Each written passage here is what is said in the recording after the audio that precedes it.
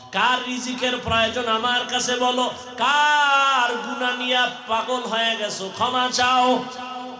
আমি আল্লাহ এখন তোমার জীবনের সব গুনাহ ক্ষমা দিব। এখন যদি আমি আল্লাহকে ডাক দাও, এখন লাইনটা বড় ক্লিয়ার, আমি আল্লাহ তোর এক ডাক পছন্দ করে তোর জীবনের সব গুনাহ মাফ করে দিব। ও দুনিয়াদারেরা, যারা আখিরাত বাদ দিয়া দুনিয়ার পেছনে দৌড়াও, বলো কার পেছনে ঘুইরা কি পাওয়ার আশায় দাড়ি কেটে ফেলেছো? কার পেছনে ঘুরে ঘুরে কি পাওয়ার আশায় নামাজ বন্ধ করেছো? কয় টাকা পাবি? ৫,০০০, একটা টিনের ঘর। কিন্তু জানোনি তুই যার পিছনে ঘুইরা টাকার লোভে দাড়ি কাটছো, নামাজ ছাড়ছো, ও কত বড় স্বার্থপর, চাঁদাবাজ আর ধান্দাবাজ। স্বার্থে যদি আঘাত লাগে দল থেকে নাম কাটবে না, কল্লা কেটে ফেলবে। আল্লাহ তাআলা বলেন এই দুনিয়া কিছুই না, মরার পরে তোমার অনন্ত কাল শুরু হয়ে যাবে। হাসরের ময়দান তোমার জন্য রেডি হয়ে যাবে। ওই দিন আদালতে হিসাব দেওয়া লাগবে, কেউ পালাবার কোনো সুযোগ নাই। হিসাব দেওয়ার চিন্তা করিয়া বান্দা তুমি এখন যদি গুনাহ থেকে নিজেরে বাঁচাইতে পারো, আমি আল্লাহ ওয়াদা করলাম তোমার ঠিকানা হবে জান্নাত। দুনিয়ার আদালতে কোনো আসামি যখন হাজিরা দিতে যায়, রাতের থেকে ঘুম হয় না, কালকে হাজিরা। বিচারক যদি ডান বাম করে ফেলে আমার উপায় কি? খানা পর্যন্ত বন্ধ। আর আমার আল্লাহর আদালত তো আরো ভয়ঙ্কর আদালত। আল্লাহ পাকের আদালত এতটাই ভয়ঙ্কর,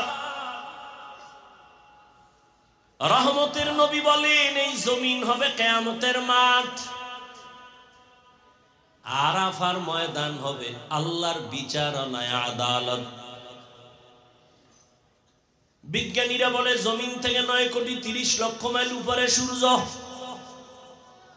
পৃথিবী নামক গ্রহটা যত বড়, পৃথিবীর থেকে সূর্য আরো 13 লক্ষ গুণ বড়। 9,30,00,000 মাইল উপর থেকে সূর্য তাপ দেয়। যদিও বিজ্ঞানীদের হিসাবে ভুল আছে, তারপর সাময়িক সময়ে যদি ধরেও নেই, সেই তাপ সহ্য করা যায় না। কি পরিমাণ গরম এই 2-3 বছর আমাদের দেশে পড়তেছে, কি পরিমাণ অসহ্যকর অবস্থা।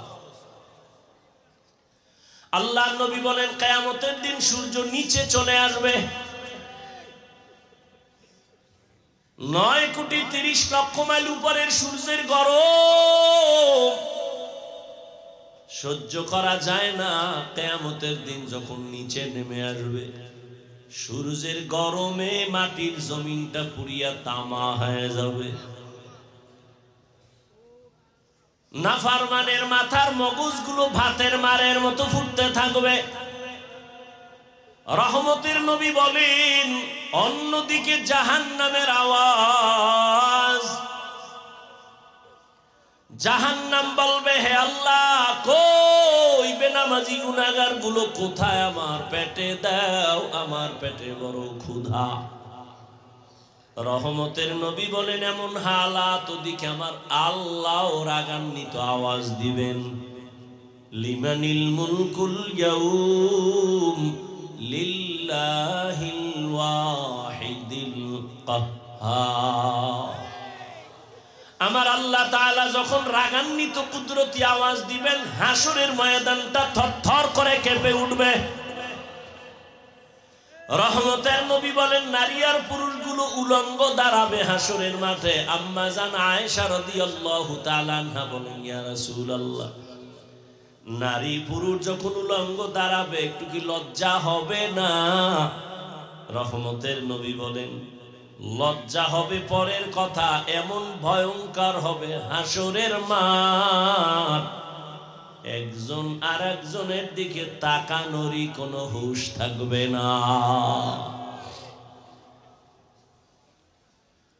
নবীরা পর্যন্ত হাসরের ময়দানে রহমতের নবী বলেন কান্না করবেন।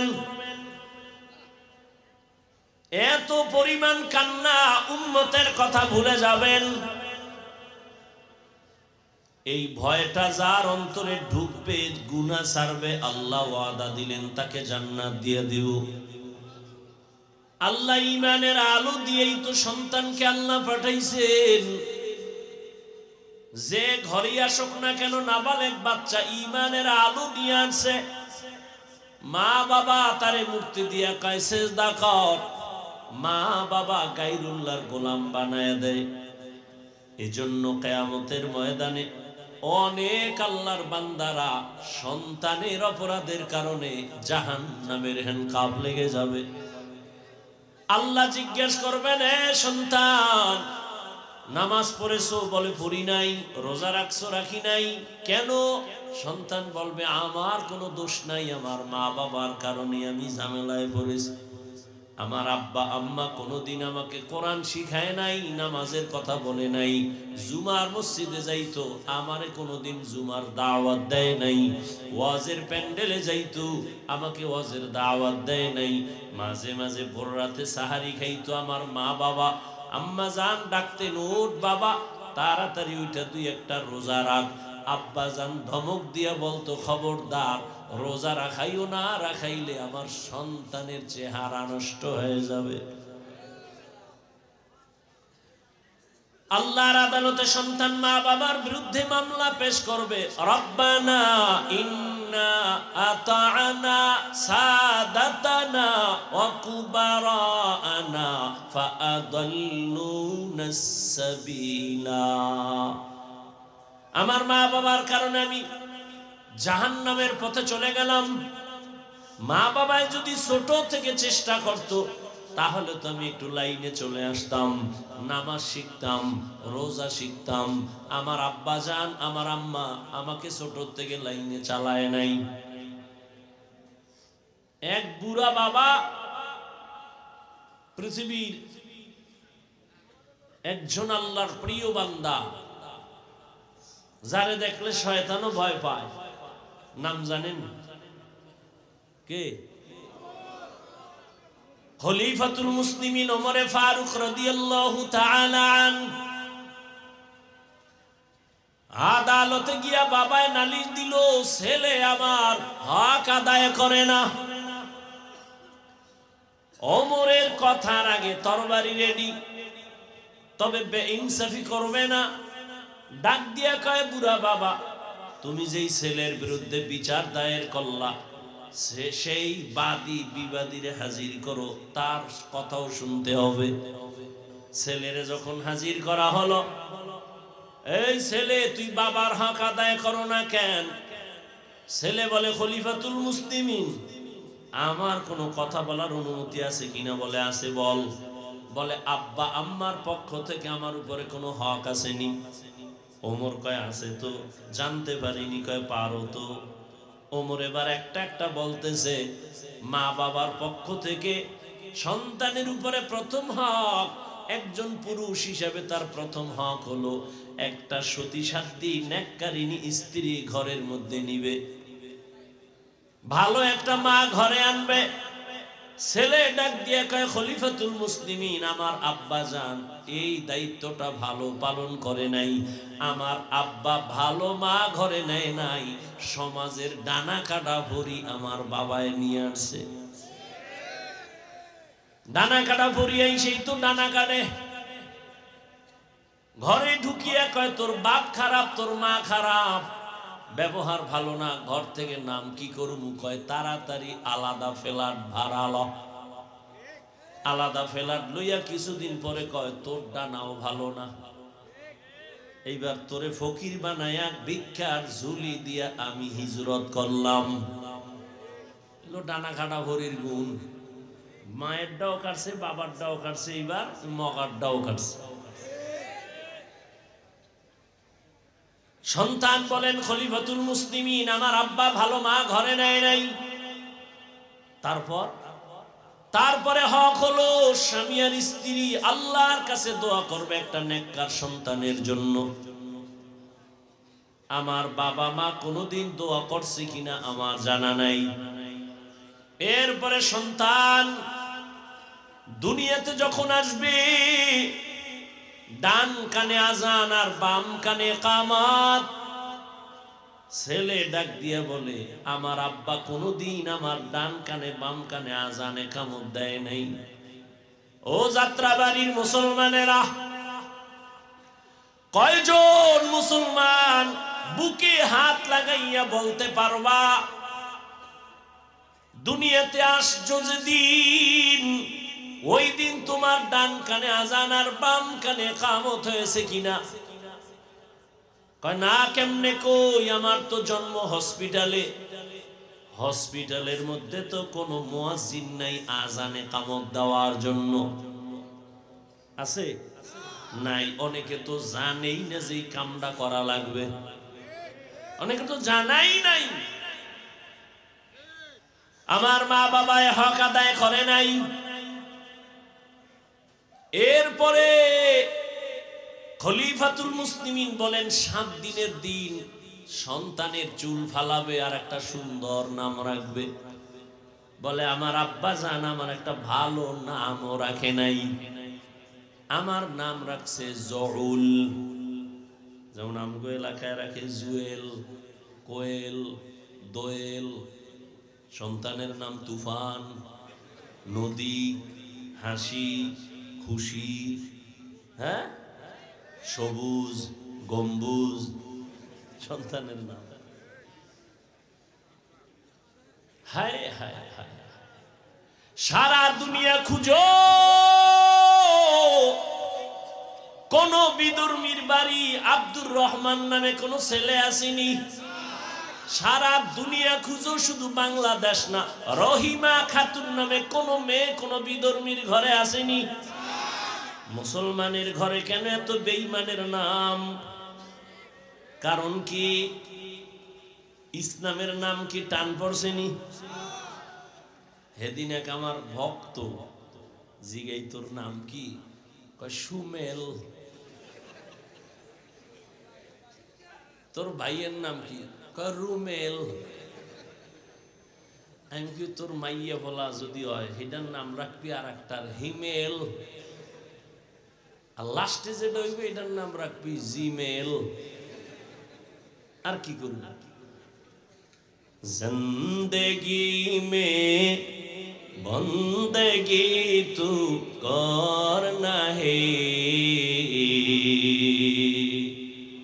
जिंदगी में बंदगी तू करना है, जिंदगी बे बंदगी शर्मिंदा है, जिंदगी बे बंदगी शर्मिंदा है। यहाँ हम सब मुसाफिर दिल ना लगा, अहले दिल की नजर से रूह करता जा, शाह दौलत सब फकीर गर नेक नहीं, शाह दौलत सब फकीर गर नेक नहीं, जिंदगी में बंदगी तू करना है, जिंदगी बे बंदगी शर्मिंदा है, जिंदगी बे बंदगी शर्मिंदा है। उमर फारूक রাদিয়াল্লাহু তাআলা আনহু বললেন, বাবা মায়ের হক হলো ভালো নাম রাখবে। রহমতের নবী সহিহ হাদিসে বলেন, কিয়ামতের দিন একটা নামের বরকতে মানুষ আল্লাহর জান্নাতে যাবে। আতিনা ফি দারে দুনিয়া না হাসান, আতিনা ফি দারে উকবা না হাসান, ইয়া গিয়াসাল মুস্তাগীসিন ইহদিনা লিফতিখারা বিল উলুম ওয়াল গিনা। এরপরে মা বাবার দায়িত্ব কি?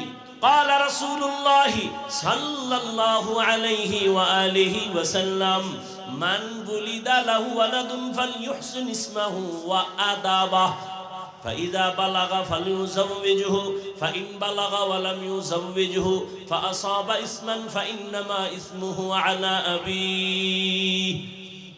রহমতের নবী বলেন, সন্তান যখন আসে সুন্দর নাম রাখো আর আদব শিক্ষা দাও। কি শিক্ষা দাও? আদব কোথা থেকে শিখবেন? মায়ের গর্ভ থেকে তো আদব শিখা আসা যায় না। নবী বলেন, আদাবানি রব্বি ফাহসানা তাদিবি, আমার রব আমারে আদব শিখাইছেন। আল্লাহর দেওয়া শিক্ষা আদব কত সুন্দর। কেমন আদব আমার নবীরে আল্লাহ শিখাইছেন। রহমতের নবী জীবনে কোনোদিন একটা মিথ্যা কথা বলেন নাই কোনো স্বার্থের জন্য। জীবনে নবী গালি দেন নাই। রহমতের নবী গালি শুনছেন, জবাবও দেন নাই। রহমতের নবী আমার দুটা চোখ গরম করে কোনোদিন কারো দিকে তাকানো নাই। 10 বছর নবীর খেদমত করছেন আনাস রাদিয়াল্লাহু তাআলা আনহু। কোনোদিন আনাস বলে আমার নবী কোনোদিন এটা কেন এরকম কোন প্রশ্ন আমাকে করে নাই। আমি রাসূলের খেদমত করলাম, কোনো ত্রুটি পাই নাই।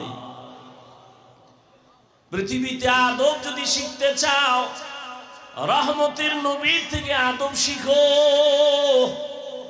কারণ আমার নবী এত সুন্দর আদব আল্লাহ থেকে শিখলেন, আর সে আদব যখন মক্কার চূড়ান্ত নষ্ট মানুষগুলোরে দিলেন, ওই মানুষগুলো এমন দামি হয়ে গেল। নবী বয়ান করতেছেন, একজন সাহাবী মসজিদের বাহির থেকে পাও একটা ভেতরে দিছে, আর একটা পাও এখনো ভেতরে আনে নাই, বাইরে মাঝখানে চৌকাঠ। নবী বললেন সবাই বসে বড়। রহমতের নবীরা আশেক, যেই পাওটা ভেতরে আর একটা বাইরে, ওই অবস্থায় চৌকাঠের উপরে বসে বললেন। পাওটা উঠাইয়াও ভেতরে নেন নাই, ভেতর থেকে বাহিরেও দেন নাই।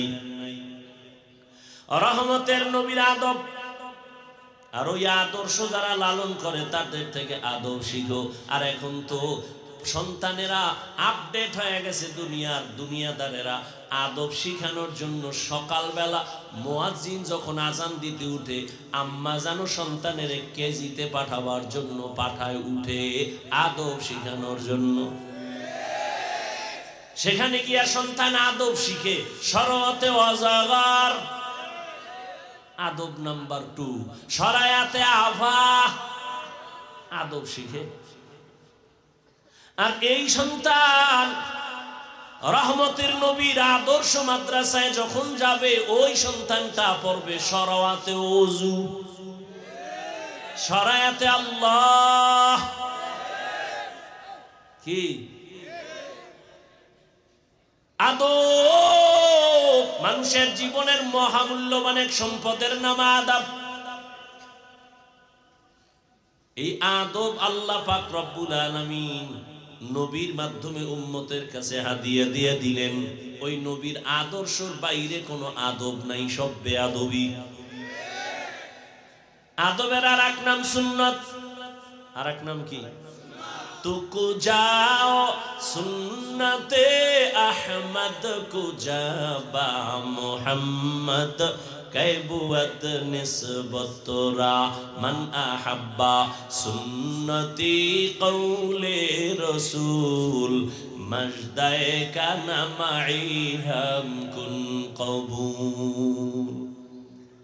आगे स्कूलों किसी आदब सिलो, आगे स्कूलों किसी लो ছোটখাটো স্কুলে আমরা মনে আছে আদর্শ লিপি বই পড়ছি, কত সুন্দর সুন্দর আদবওয়ালা কবিতাও তখন ছিল। সকালে উঠিয়া আমি মনে মনে বলি, সারাদিন আমি যেন ভালো হয়ে চলি, আদেশ করেন যাহা মোর গুরুজনে, আমি যেন সেই কাজ করি ভালো মনে। কত সুন্দর না? আর এখন সব উল্টায় দিছে, সব আপডেট হয়ে গেছে। এখন সব দাঁড়ায় প্রস্রাব করার আদব চলে, দাঁড়ায় প্রস্রাবের আদব চলে। আর কিসের সেই সুন্দর কবিতা যেগুলো শুনলে কলিজা ঠান্ডা হবে, এখন আর ওগুলো নাই। এখন সন্তানের কবিতা শিখায়, ক্রিং ক্রিং টেলিফোন, হ্যালো হ্যালো হ্যালো, কে তুমি কাকে চাও বলো বলো বলো, আমি ম্যাও হ্যালো ক্যাট, বিড়ালকে চাই, জরুরি খবর আছে ডেকে দাও তাই, হামটিমা টিম টিম তার খাড়া দুটো শিং, তারা মাঠে পারে ডিম। শিংওয়ালা জানোয়ারে ডিম দেয়নি, তাহলে কথাটা মিথ্যা না? অল্প মিথ্যা না 100? যেই শিক্ষার ফাউন্ডেশন মিথ্যার উপরে হবে, ওই শিক্ষার দ্বারা জাতি মিথ্যাবাদী হবে, ধোঁকাবাজ হবে। وَأَمَّا مَنْ خَافَ مَقَامَ رَبِّهِ وَنَهَى النَّفْسَ عَنِ الْهَوَى فَإِنَّ الْجَنَّةَ هِيَ الْمَأْوَى। দুনিয়া নামক গ্রহ দেখে পাগল হইও না রে মুমিন, ইমানের পাওয়ার নিয়ে আল্লাহ পাঠাইছেন। এখন তোমার শুধু আমলের বাজার করো, নামাজ আজান হয়েছে, মসজিদে যাও, নামাজ পড়ো, পর্দা করো, হালাল খাও। কিন্তু কিছু দুনিয়া দাঁড়াইসা, দুনিয়ার রং তামাশা দেখা আখেরাত আছে বলতেই তার মনে নাই। আল্লাহ বলেন, লা ইয়াগুররান্নাকা তাকাল্লুবুল লাযীনা কাফারু ফিল বিলাদি মাতাউন কালীলুন সুম্মা মাওয়াহুম জাহান্নাম ওয়া বিইসাল মিহাদ।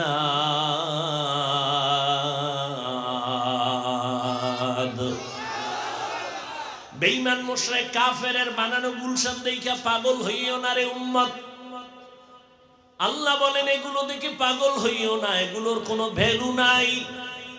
বিউটি পার্লারের সৌন্দর্য দেখা সাইজা গুইজা একটা জাম কালা সাদা হয়ে গেছে, এক চোরায় কয় আমি এইটা নিয়েই মরমই, ডানা কাটা ভরি। যখন বাসায় নিয়ে গেছে, অজু বা পানি লাগছে, রৌদ্র লাগছে, আসল চেহারা বাইর হয়ে গেছে। আমার এগুলো গেল, সেগুলো গেল। দুনিয়ার রংমহল এগুলো বিউটি পার্লারের মতো এখন দেখতেছো, কিছুক্ষণ পর থাকবে না, কিছুই না। রহমতের নবী যদি দোয়া করতেন, উহুদ পাহাড় স্বর্ণ বানায় দাও, আল্লাহ দিতেন না? নবী বলেন, আমি উল্টা দোয়া করছি, ও দয়ার মালিক আমারে গরিবী হালাতে রাখিও, গরিবী হালাতে মরণ দিও, কিয়ামতের দিন গরিবদের সাথে হাসর করাইও।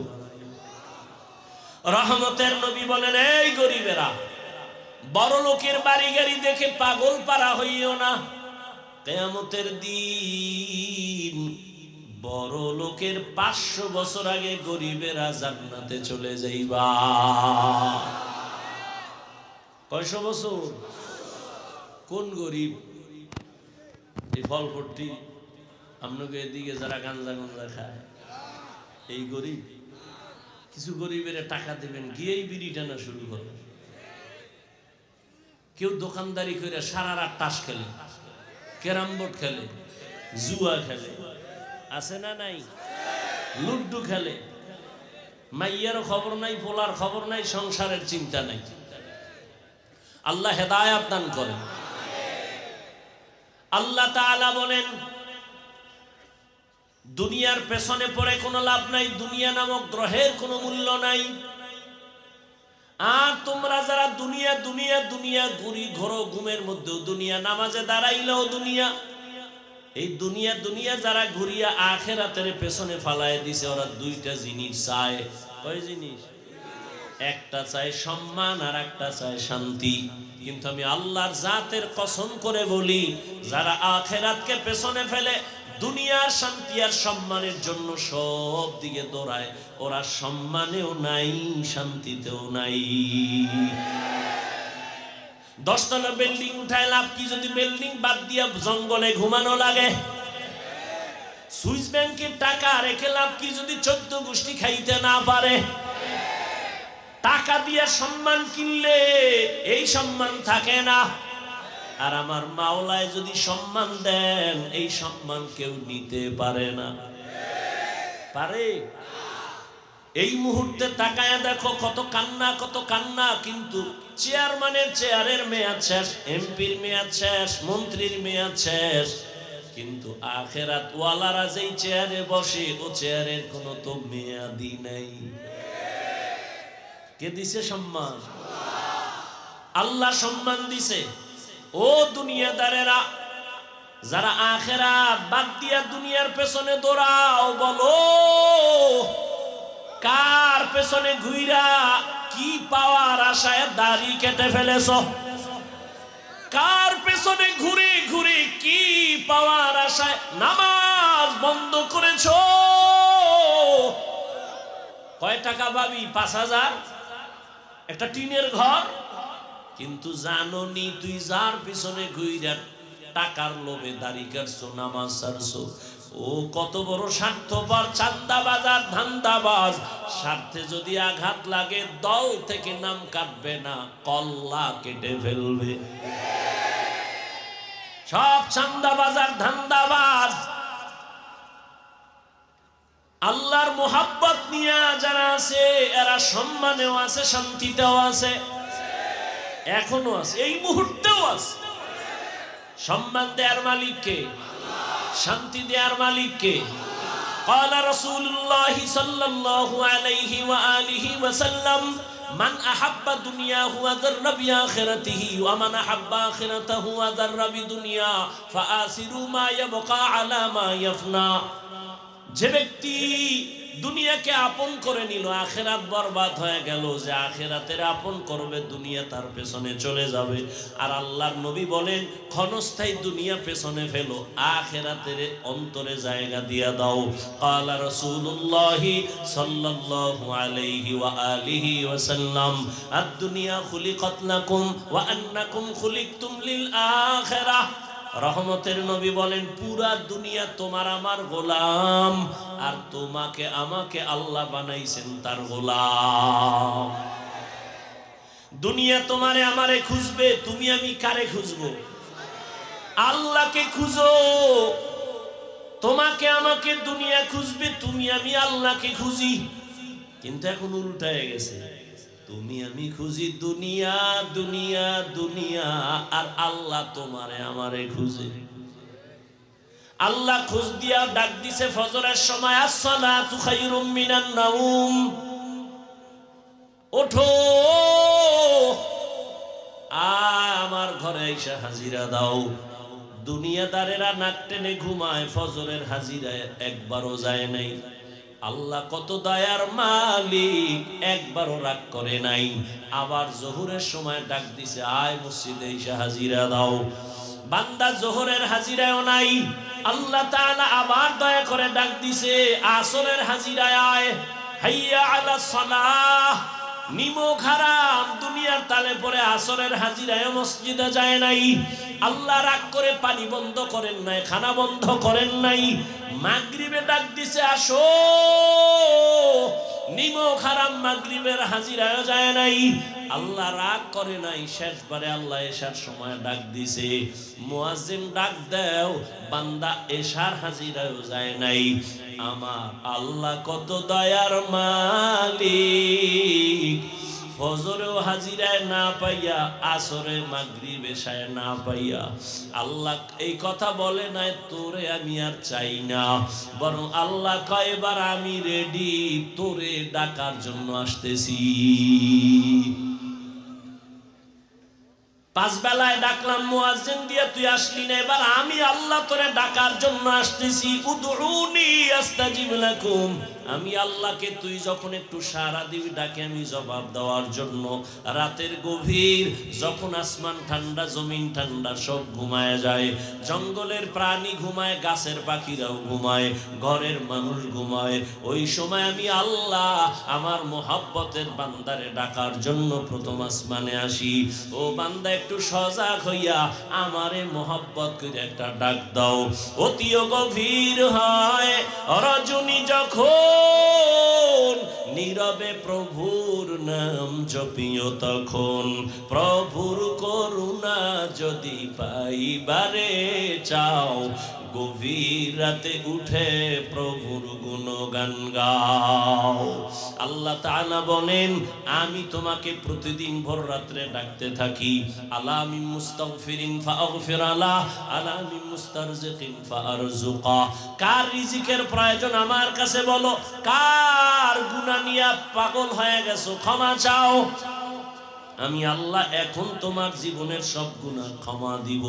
এখন যদি আমি আল্লাহকে ডাক দাও, এখন লাইনটা বড় ক্লিয়ার, আমি আল্লাহ তোর এক ডাক পছন্দ করে তোর জীবনের সব গুনাহ মাফ করে দিব। ইয়া ইলাহি মুঝসে মুঝকো দূর কর, তাকে দেখো মুঝ মে তুঝকো এক নজর। আল্লাহ তাআলা বলেন, এই দুনিয়া কিছুই না, মরার পরে তোমার অনন্ত কাল শুরু হয়ে যাবে। হাসরের ময়দান তোমার জন্য রেডি হয়ে যাবে। ওই দিন আদালতে হিসাব দেওয়া লাগবে, কেউ পালাবার কোনো সুযোগ নাই। হিসাব দেওয়ার চিন্তা করিয়া বান্দা তুমি এখন যদি গুনাহ থেকে নিজেরে বাঁচাইতে পারো, আমি আল্লাহ ওয়াদা করলাম তোমার ঠিকানা হবে জান্নাত। দুনিয়ার আদালতে কোনো আসামি যখন হাজিরা দিতে যায়, রাতের থেকে ঘুম হয় না, কালকে হাজিরা। বিচারক যদি ডান বাম করে ফেলে, আমার উপায় কি? খানা পর্যন্ত বন্ধ। আর আমার আল্লাহর আদালত তো আরো ভয়ঙ্কর আদালত। আল্লাহ পাকের আদালত এতটাই ভয়ঙ্কর,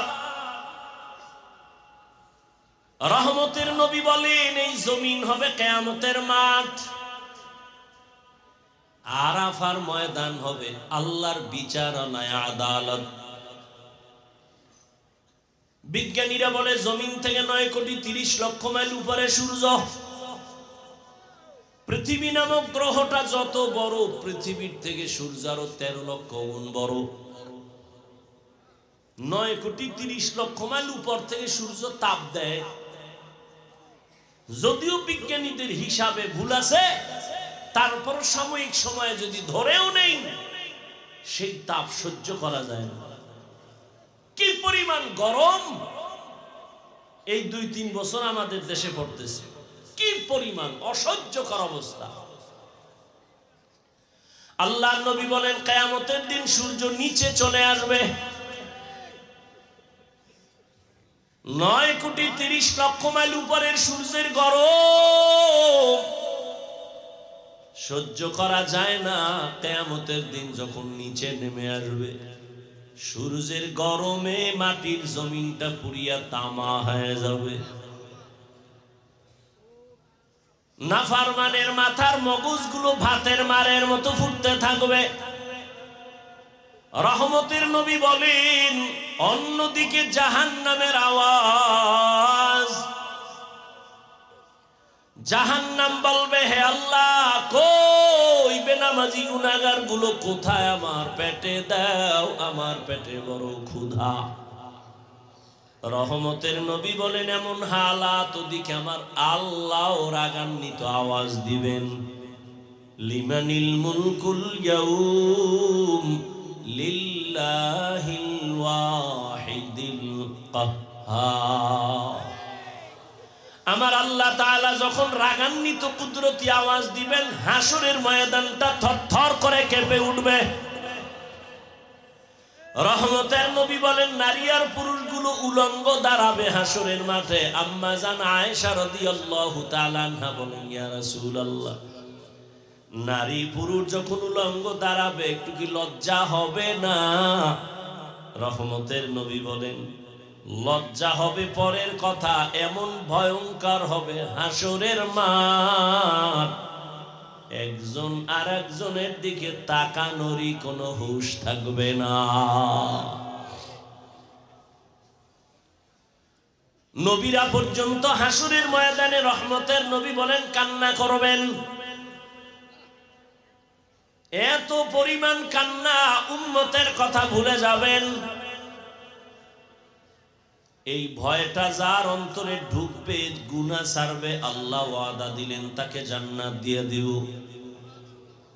বাদশাহ হারুন রশিদের নাম আপনারা শুনছেন, বড় বাদশাহ, রাষ্ট্র চালায়, আবার বুজুর্গ।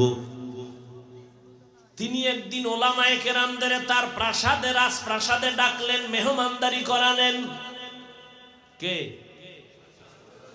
তার স্ত্রীর নাম জানেননি? জুবায়েদা খাতুন। জুবায়েদা খাতুন বড় আল্লাহর পেয়ারা বান্দি, নিজে কোরআনের হাফেজা, আবার তার কাজের মহিলা ছিল 100, সবাই কোরআনের হাফেজা। জুবায়েদা খাতুন সিদ্ধান্ত নিল, আমার বাড়ির মধ্যে 24টা ঘন্টার সেকেন্ডে সেকেন্ডে যেন প্রতি মুহূর্তে কোরআনের তেলাওয়াতের আওয়াজ শুরু হয়ে যায়। কাজের মহিলাদের শিডিউল করে দিল, আধা ঘন্টা তুমি তেলাওয়াত করবা, তারপরে কাজে যাবা, এরপরে আর একজন আধা ঘন্টা, এইভাবে এমন ভাবে শিডিউল করলো, জুবায়েদার বাড়ির থেকে 24 ঘন্টাই কোরআন তেলাওয়াতের আওয়াজ। বাদশাহ হারুন রশিদ উলামায়ে কেরামের এক কাফেলারে মেহমানদারি করাইয়া এবার বলে, আমি আপনাদের ডাকছি আমার একটু জিনিস জানার জন্য। ওলামায়ে কেরাম বলেন, কি জানতে চান? আপনারা তো আমাকে চিনেন। বলে, হ্যাঁ চিনি তো। কথা হলো, আমাকে একটু রেজাল্ট দিবেন আজকে। বলে, কি রেজাল্ট? বাদশাহ হারুন রশিদ বলে, বলবেন আমি জান্নাতি নাকি জাহান্নামী? ওলামায়ে কেরাম এক আওয়াজ দিলেন, এটা কেমনে বলা যায়? আপনি ভালো কাজ করলে বলা যাবে আপনি জান্নাতের পথে আছেন, তবে জান্নাতি বলা যাবে না। আপনি যদি অন্যায় কাজ করেন তো বলা যাবে জাহান্নামের পথে আছেন, কিন্তু আপনি জাহান্নামী বলা যাবে না। বাদশাহ হারুন রশিদ তো দুনিয়াদার বাদশাহ না, আল্লাহওয়ালা বাদশাহ। কি? হ্যাঁ। আর এখন মানুষ কি বলে, হুজুরেরা কিছু বুঝে না, এরা গাঞ্জা খায় সব বুঝে। পৃথিবীর সব থেকে জ্ঞানের ভান্ডার কোরআন, আর এই কোরআন যার সিনে আছে সে হলো শ্রেষ্ঠ জ্ঞানী।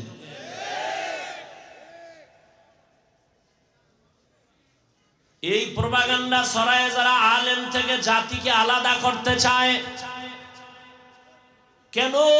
কয় আলেমের পেছনে যদি মানুষ চলে যায় তো আমগো ধান্দাবাজি, চুরি, দুর্নীতি করা যাবে না। আল্লাহ হেদায়েত দান করুন। ভাইরা আমার, আল্লাহর আদালতে দাঁড়াইয়া হিসাব দেওয়ার ভয়, যতক্ষণ পর্যন্ত আল্লাহর কসম অন্তরে আসবে না ততক্ষণ পর্যন্ত জমিন থেকে দুর্নীতি, চুরি, ডাকাতি বন্ধ করা যাবে না। রহমতের নবীর হাতে গড়া সাহাবী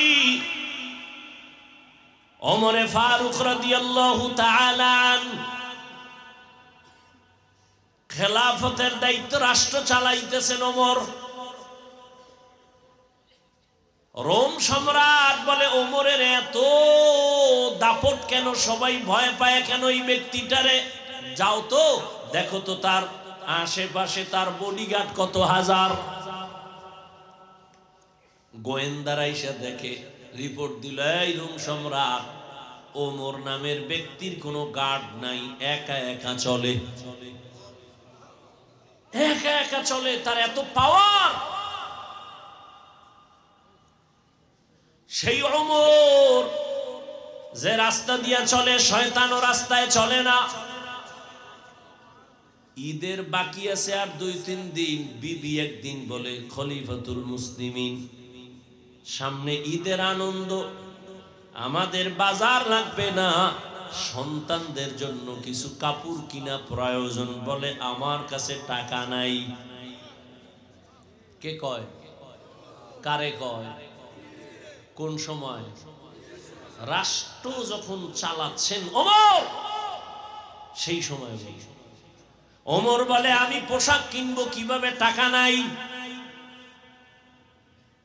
এবার বিবি বুদ্ধি দেয়, আপনি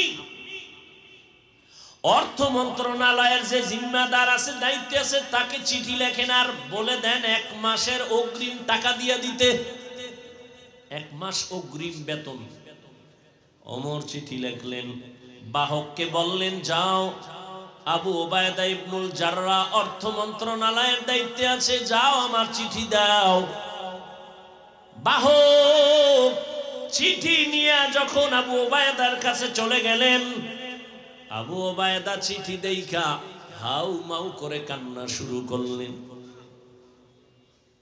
দেখছেন নি কারবার, हर के दारत खौफे हक दर दिल मदाम जन्नतुल मअवा देहत ओ रामकाम।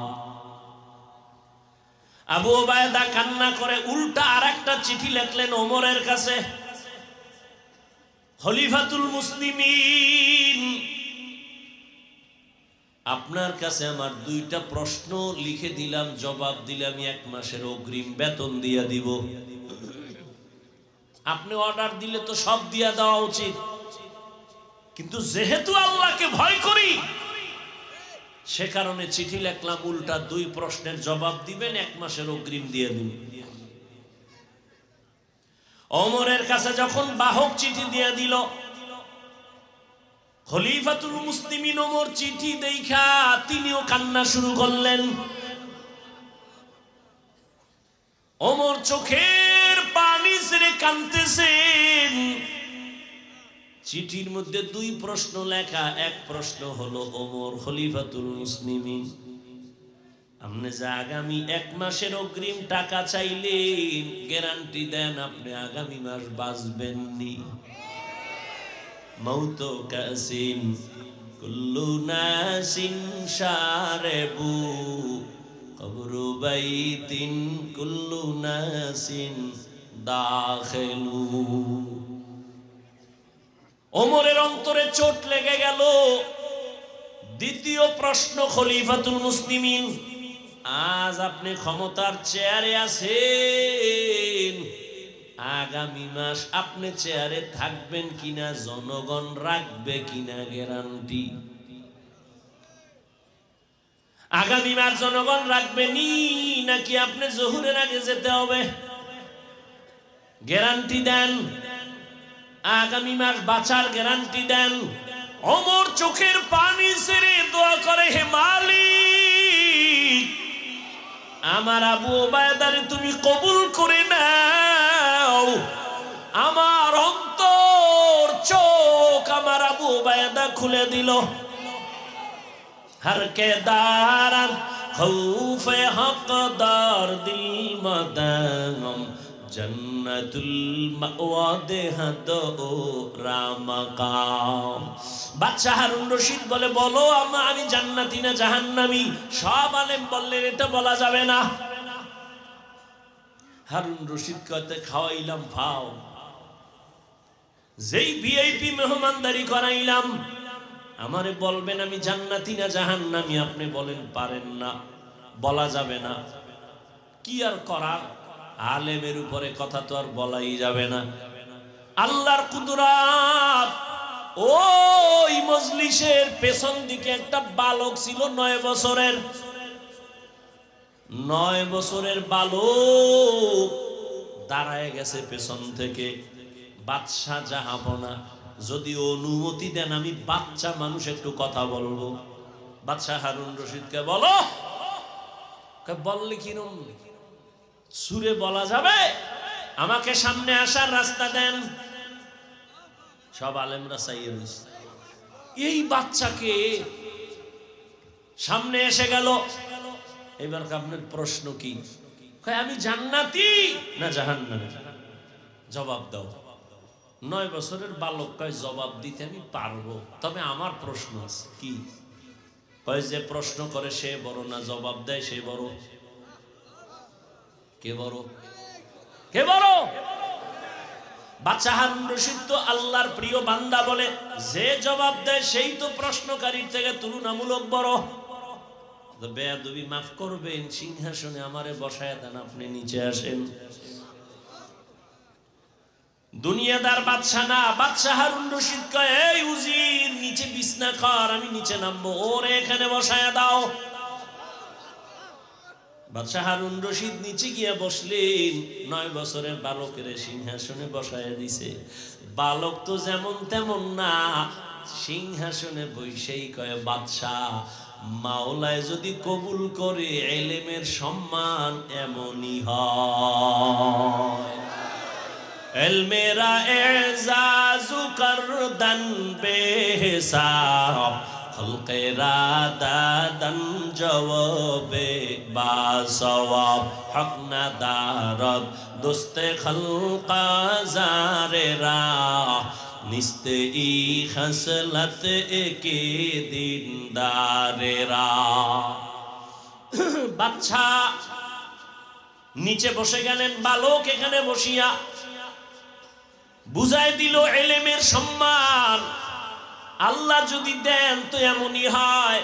এত বড় বাদশা নিচে, আমি বালক উপরে, কে দিছেন সম্মান? এবার আবার প্রশ্ন করেন, বলে প্রশ্ন হলো আমি জান্নাতি না জাহান্নামী? বালক এবার ডাক দিয়া বলে বাদশাহ আমাকে বলেন আপনার জীবনে এমন কোন সুযোগ আর ছিল নি যে আপনি জিনা করতে পারবেন? আল্লাহর আযাবের ভয়ে আপনি সে জিনা করেন নাই। গুনাহ করার সুযোগ ছিল, চাইলেই আপনি দরজা লাগায় গুনাহ করতে পারতেন, কিন্তু আমার আল্লাহর আদালতে দাঁড়াবার ভয় আপনি গুনাহ করেন নাই, অন্যায় করেন নাই। এমন কোন দিন আপনার আসেনি? বলে একবার আর দুবার না, এরকম বহু সুযোগ আমার আছে। আমি চাইলেই গুনাহ করতে পারতাম, চাইলেই জিনা করতে পারতাম, কিন্তু আমার মালিকের আযাবের ভয়, আমি আল্লাহর আদালতের ভয় আমি গুনাহ থেকে নিজেকে বাঁচায় ফেলছি। বালক ডাক দিয়া কয় বাদশাহ আমি নিশ্চিত বললাম আপনি জান্নাতি। ওলামায়ে কেরাম গরম হয়ে গেল। আমরা এতগুলো ওলামায়ে কেরাম কেউ বলতে পারলাম না বাদশা হারুন রশিদ জান্নাতি না জাহান্নামী।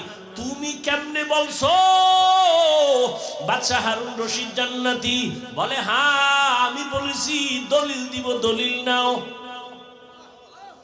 দলিল আমার বাবার দেওয়া না, দাদার দেওয়া না, আল্লাহর কোরআন। ওই দলিলেই বলেছি বাদশা হারুন রশিদ জান্নাতি। দলিল কি? এই আয়াত, ওয়া আম্মা মান খাফা মাকাম রাব্বিহি ওয়া নাহান নাফসা আনিল হাওয়া ফাইন্নাল জান্নাতা হিয়াল মাওয়া। আল্লাহ ওয়াদা করেছেন আমার আযাবের ভয়ে, শাস্তির ভয়ে, আমার আদালতে হিসাবের ভয়, যারা দুনিয়াতে গুনাহ থেকে নিজেকে বাঁচাবে আমি আল্লাহ ওয়াদা দিলাম সে জান্নাতি। আতিনা ফি দারে দুনিয়া না হাসান, আতিনা ফি দারে উকবা না হাসান, ইয়া গিয়াসাল মুস্তাগীসিন ইহদিনা লিফতিখারা বিল উলুমে ওয়াল গিনা। হর গোরি দে নেকো তু তৈয়ার হ্যায় জু না মাঙ্গে উসসে তু বেজার হ্যায়। আর আল্লাহর ভয় অন্তরে জমা করার জন্যই তো এই ওয়াজের আয়োজন। আল্লাহওয়ালাদের নেক নজর, আল্লাহওয়ালাদের মজলিসে বসিয়া আখিরাতের আলোচনা শুনিয়া অন্তরে ভয় ঢুকাও। ওরে এই দুনিয়া কিছুই না। আজ আমার বাড়ি গাড়ি যাই বলি, কিন্তু কিছুই আমার সঙ্গে যাবে না। তিনটা সাদা কাফনের প্যাকেট হইয়া যেদিন ঢুকিয়া যাবা, এখন আমার জন্য কত সম্মানের গাড়ি আর চেয়ার, তখন আমারে তিনটা কাফনের একটা কাফন কেউ বাড়াইয়াও দিবে না। ওরে আমার মাওলার পরিচয় না নিয়া, গুনাহ নিয়েই যদি কবরের মধ্যে রওনা দাও, ওরে আজরাইল যদি আইসা দেখে, ও যুবক তোমার কানের ভেতরে গানের তাল লাগানো আর মোবাইলে তুমি গুনাহ দেখতেছো, আজরাইল আইসা যদি এর মধ্যে ধরিয়া ফালায়, ওই অন্ধকার কবরে যখন যাইবা, ওই কবর তখন তোমাকে আর রেহাই দিবে না, ছাড় দিবে না। এরে নবীর উম্মতের দল, ওই কবরের আযাব সহ্য করার শক্তি কিন্তু কারো হবে না। এরে আল্লাহর বান্দারা, এই ভয়টা সাহাবায়ে কেরামের মধ্যে যখন ঢুকছে, আজীবন তারা কান্না করে করে আল্লাহর মোহাব্বত নিয়ে চলছেন। এরে আল্লাহর গোলাম, এখনো সময় আছে, তওবা করো। আল্লাহ ওয়ালাদের নেক নজর ছাড়া অন্তর সোজা করা কোনোভাবেই সম্ভব না। আল্লাহর ভয় অন্তরে জমা করার জন্য আল্লাহ ওয়ালাদের নেক নজরের বিকল্প কোনো রাস্তা নাই। আউলিয়ারা কারে উকবা ইখতিয়ার, জাহেলারা কারে দুনিয়া ইখতিয়ার। আল্লাহ ওয়ালাদের সোহবত অন্তরে আল্লাহর ভয় ঢুকানোর একমাত্র পথ। এজন্য আমরা গুনাহমুক্ত হইয়া আল্লাহ ওয়ালার নেক নজর নিয়া জান্নাতি হইয়া কবরে যেতে চাই ইনশাআল্লাহ। আল্লাহ সবাইকে কবুল করে। আর মোহাব্বতে বলেন আল্লাহুম্মা আমিন। আজকে আপনি সুস্থ, কালকে এই টাইমে সুস্থর গ্যারান্টি আছে? হ্যাঁ, ইদানিং বেশি মরে সুস্থ মানুষ আর যুবক, অসুস্থ মানুষ কম মরে। অতএব বাহাদুরি করবেন না। আমাদের হযরত শাইখে চরমনায় চলে আসবেন, বয়ান করবেন, দোয়া করে তওবা করে এরপরে বিদায় নেবেন ইনশাআল্লাহ। আল্লাহ সবাইকে কবুল করেন। খবরদার কোনোভাবেই যেন এই মজলিস বিশৃঙ্খলা না হয় আপনার কারণে, তাহলে আল্লাহর কাছে আপনি ধরা খেয়ে যাবেন। আল্লাহ সবাইকে শান্তভাবে আদবের সাথে শেষ দোয়া পর্যন্ত থাকার তৌফিক দান করেন। সুবহানাল্লাহি ওয়া বিহামদিহি, সুবহানাকাল্লাহুম্মা ওয়া বিহামদিকা, আশহাদু আল্লা ইলাহা ইল্লা আনতা, আস্তাগফিরুকা ওয়া আতুবু ইলাইক।